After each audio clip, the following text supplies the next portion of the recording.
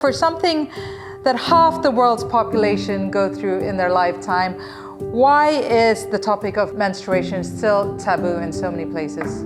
It's really incredible in not such a good way when you think about it, right? My first period was literally shattered with a lot of fear and a lot of embarrassment. How much of a factor is affordability? People around the world should not have to choose between rice and feeding oneself and one's family and a means to manage one's period. That's ridiculous. That's not okay. Hello and welcome to Connected. I'm Divya Gopalan. How much does it cost to have a period? Well, in South Korea, on average, you would spend about $25 a month on menstrual products. It's one of the most expensive countries in the world to have a period. Now, for many, the basic human right of being able to manage your period in a dignified and safe way is a privilege. Every month, 1.8 billion people menstruate, but according to the World Bank, at least 500 million girls and women globally lack suitable facilities. Now, to help us understand the importance of menstrual equity, we're joined by Melissa Berton in Los Angeles. Now, she's the co-founder and executive director of the PAD Project. That's a nonprofit committed to ending period stigma and empowering menstruators globally. And joining us from Edinburgh, we have Vivi Lin, the founder of With Red, a nonprofit fighting for period equity and battling misconception around menstruation here in Taiwan. Thank you both so much for joining us. Vivi, I'm going to start with you first. We're going to be discussing period poverty and period equity. Can you tell us what the difference between the two are and what it means? First of all, thank you very much for having me here today. So period poverty, in terms of what With Red believes in, we refer period poverty as a social phenomenon to have lack of access to period products and wash facilities to manage their period. And predominantly it's due to financial constraints, but it can be influenced by a lot of different other factors such as infrastructures or lack of awareness and education, so on. And here comes a way bigger topic, which is period stigma, which is very intertwined with period poverty, and it make it even more difficult to eliminate. And period equity for us means menstruation no longer being a barrier to opportunities, choices, or well-being. If you imagine a world where period equity is a reality for all, that basically means no one will ever be discriminated against menstruation.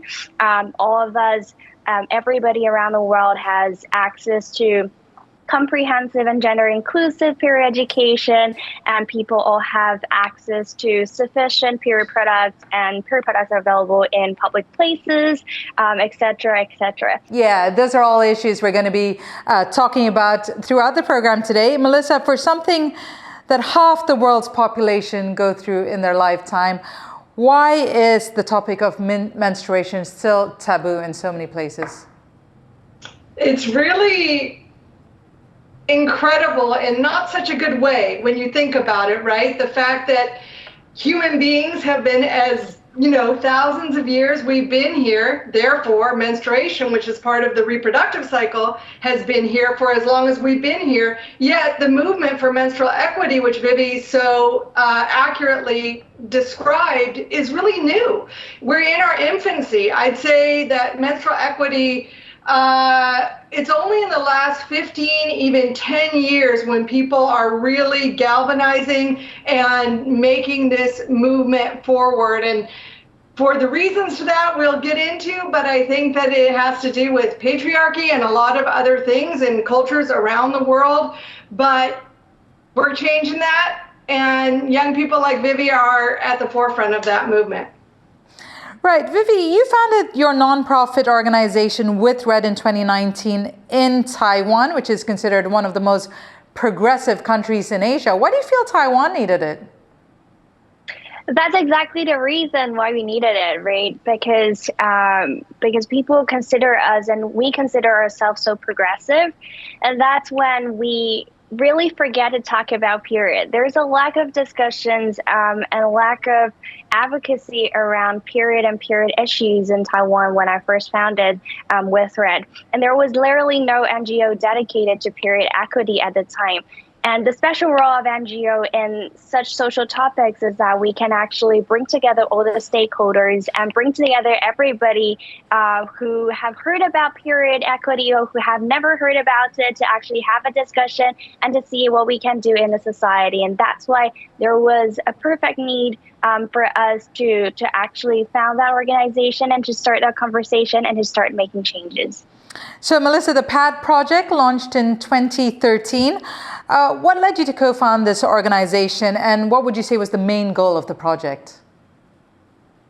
So in 2013 actually was when my students and I first learned about this issue that we now call period poverty. In 2013, that phrase period poverty wasn't a phrase. I'm a high school English teacher. My students and I joined an organization called Girls Learn International, which sends girls to the United Nations so we can advocate for girls during the Commission on the Status of Women.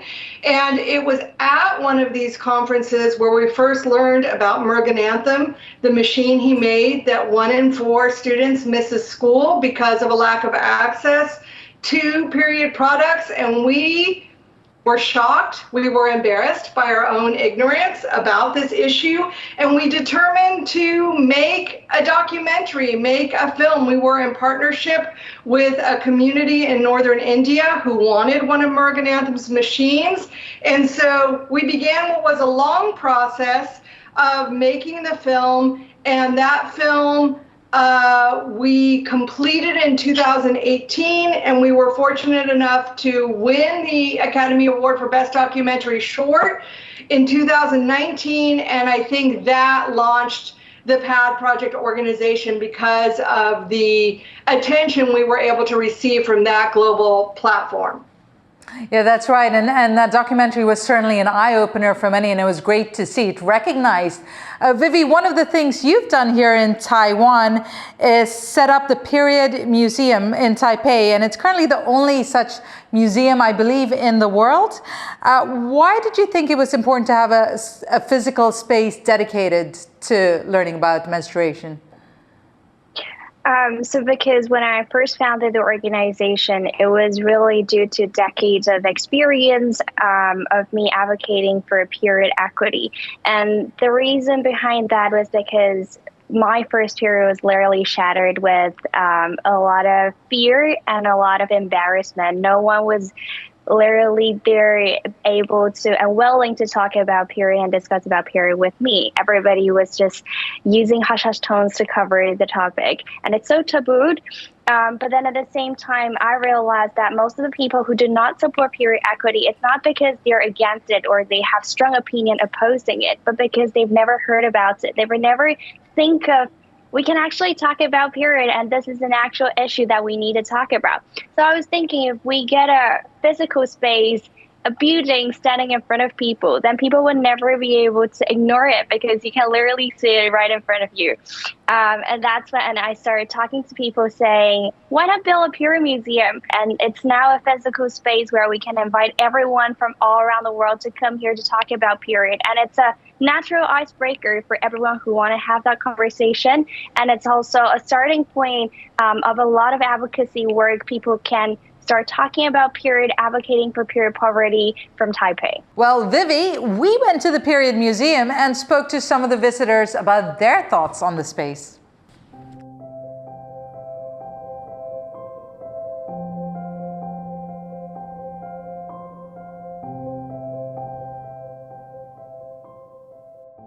我觉得确实就像参观博物馆里面提到的，就是会觉得有点害羞跟别人分享这件事情。我好像还是会习惯他，就是称呼他叫大姨妈或者是什么那个来什么的。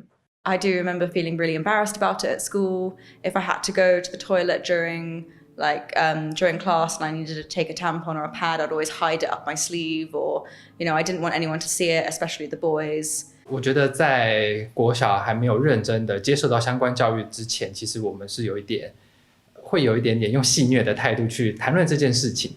I think, growing up as a kid, did it in science, but not much more than that. And definitely the family and your siblings and parents would be the ones helping you and telling you, and probably friends actually just talking about it. But then you're kind of a bit embarrassed to talk about it. I think in the UK, I don't remember having any education about it. It was my mum that told me what to use and how to do it. 其实我们这个博物馆在日本其实很有名的原因，是因为其实日本女性会觉得这个议题上面她有点被剥夺的感觉，所以她们会觉得喜欢来这边，然后更去了解。然后甚至我有遇到过，就是有日本的女孩子，然后特地带她的先生来，然后就希望她可以去理解我们这个月经议题这样子，然后就希望她的先生可以用更开放的态度去讨论这件事情。I think having a museum like this is a really good idea for teaching people and also just destigmatizing it, so people can come here and they can talk about it with their friends. And I think every guy should come here right now.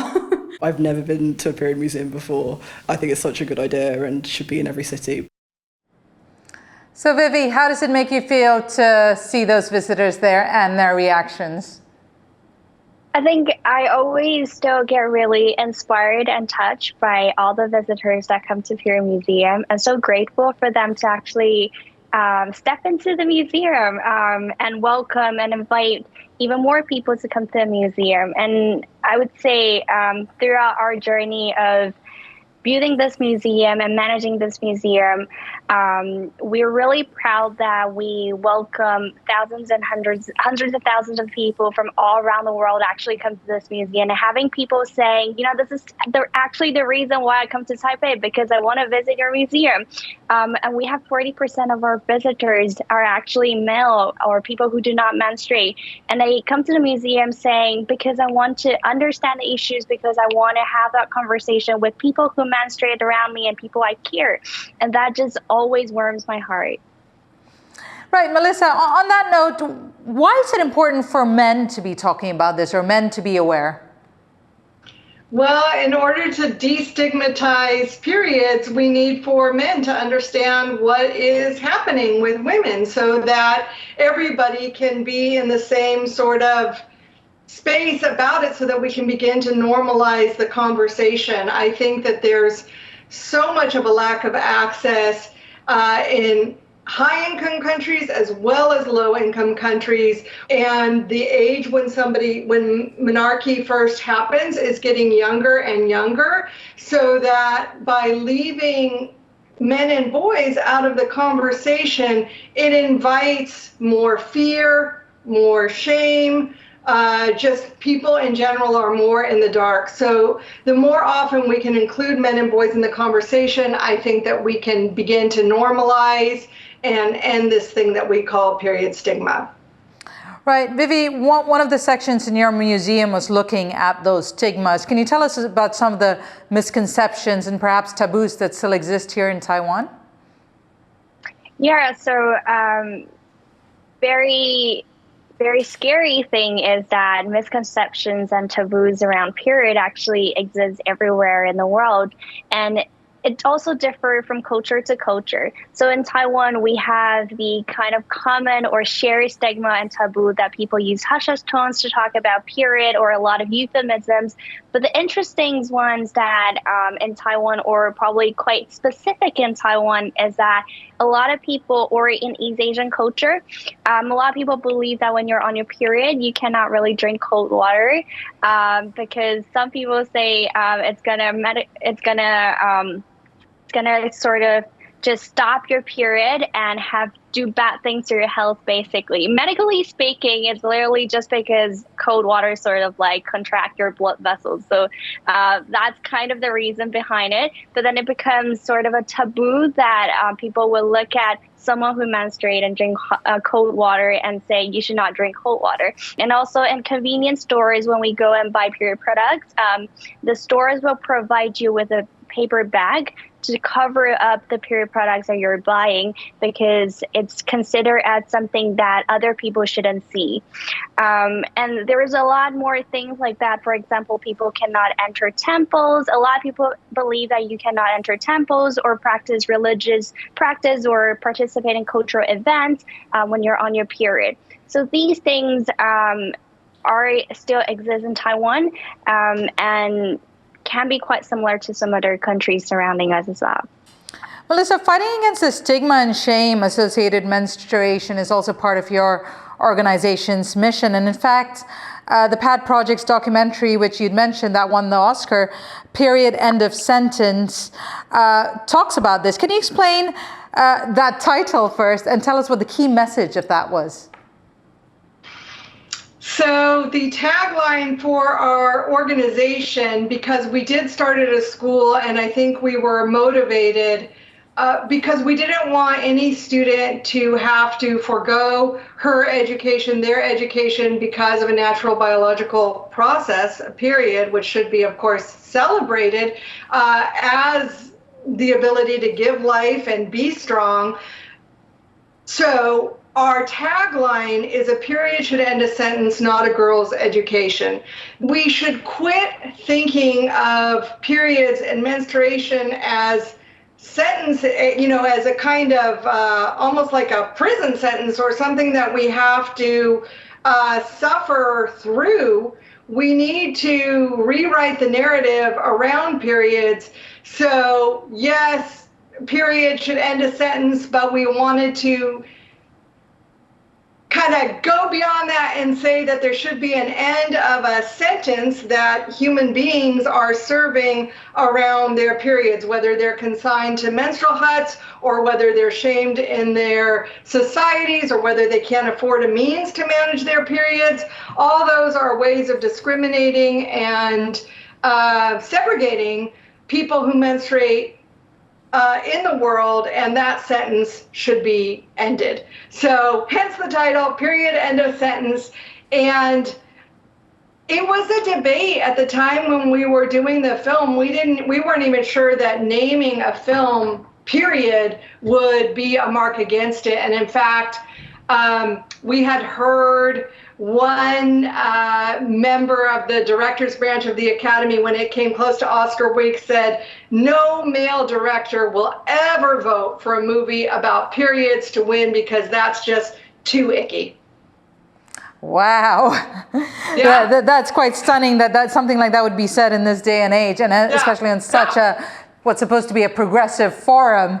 But I think it's a fantastic title, and it says so much in itself, it speaks completely for itself. Now, Melissa, this next gentleman will be familiar to you. In India, the issue of period poverty made its way to Bollywood with the movie Padman.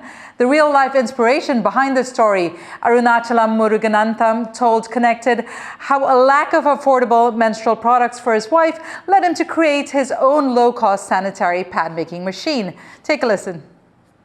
So luckily I saw on my early marriage days, my wife is using a unhygiene method. On a particular day, I tried to bought a sanitary pad packet to gift my brand new wife. Even after buying the sanitary pad packet, I hand over to my wife. She just saw the price of the product. She shouted at me. She told, return back the sanitary pad packet, buy 3 kilograms of rice or 3 liters of cooking oil. So this way, I tried to help my wife by making an affordable sanitary menstrual hygiene product. Melissa Muruganantham, also featured in your documentary. How much of a factor is affordability? It's such a huge factor, and people around the world should not have to choose, as Muruganantham's wife did, between rice and feeding oneself and one's family and a means to manage one's period. That's ridiculous. That's not okay. And we know that so many people around the world suffer from period poverty, and those of us in high-income countries tend to think, as I did, that, oh, that's not such a big problem in the United States. And one thing I was learning as we were making this film, and which really came home to me after we got that platform of the Oscar, was just how rampant period poverty is, so that we receive thousands, and I do mean thousands, of emails overnight, really, after the Oscar, people saying, here in Los Angeles where I live, I'm putting underwear in my socks. I can't feed my family. I can't, I'm too scared to go to school when I'm having my period because I can't afford pads at school. I'm too embarrassed to visit the school nurse. So it is really very, very prevalent all over the world. In this part of the world, Vivi, you have those who menstruate are entitled to period days. I think in South Korea too, where they can take a day off. Here in Taiwan also, although it's quite murky how you can actually get those days. I looked into it in our company here. Are women or those who menstruate actually taking advantage of it? And what stops them from taking advantage of it? Great. So Taiwan has had paid menstrual leave for a really long time. Although it's not fully placed, so it's not really a perfect system yet. We're sort of marching towards a better one now. But at the same time, even though the system has been there, the rules has been there, people are not really feeling comfortable using the menstrual leave because people are scared that they are going to be discriminated by their managers or by their colleagues. There's also a cultural context or norms that exist in the society that enduring pain is considered as something that's a good personality. So if people are saying that, pain, it's normal, normalizing pain, saying menstrual cramps are normal, you should just endure that, just take it in. And that's definitely not going to do something healthy to the society, and that's not going to help people when they actually need to take the menstrual leave and take them. I want to move on to something that's often not considered, and that's the high plastic content in most single-use period products. It was a driving factor for Claire Lin when she created a sustainable pad. Connected Shivam Pal visited the Taiwanese social entrepreneur in Taitung to find out more about her environmental work and her journey to empower communities in rural Nepal. It takes 500 to 800 years to be degradable. It's an issue that Lin Yanzi says most people don't consider, but it spurred her to leave a job in international development to try to create a pad that's environmentally friendly. Her journey started in the spiritual and experimental township of Auroville in southern India in 2011. Namaste, everyone. At that time, my partner, he saw the cloth pads. And then he suggests me, do you want to try? This looks very nice for the period. It's like, oh, this might be the good idea for Nepali women. According to the intergovernmental institution, the International Center for Integrated Mountain Development, Nepal generates 2.7 tons of plastic waste every day, which ends up polluting mountains, rivers, and oceans. In 2012, I quit my job, and then I spent 6 months doing research and, try to live in a village in Nepal and try to figure out how we're gonna start this project, because I even don't know how to use the sewing machine. Hey, namaste. And then we start Dharti Mata. Dharti Mata means Mother Earth in Sanskrit. The organization's main goal was to reduce plastic pollution by creating eco-friendly reusable pads.